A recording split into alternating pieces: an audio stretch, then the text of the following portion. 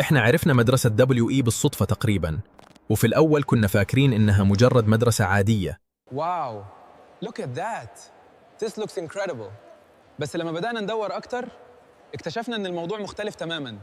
مدرسة WE للتكنولوجيا التطبيقية مش مجرد دراسة وخلاص، دي مكان بيتعلم فيه الطالب برمجة وتكنولوجيا وشغل عملي ومهارات فعلية لسوق العمل. قدمنا بالأوراق وعملنا اختبارات ومقابلات، وكان وقتها عندنا توتر كبير جداً،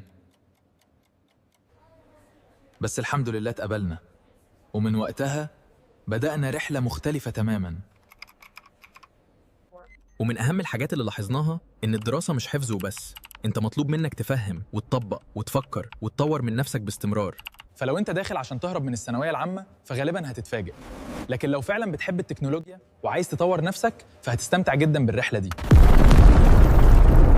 ولو أنت مهتم بالتكنولوجيا أو البرمجة فأنت فعلاً في المكان الصح.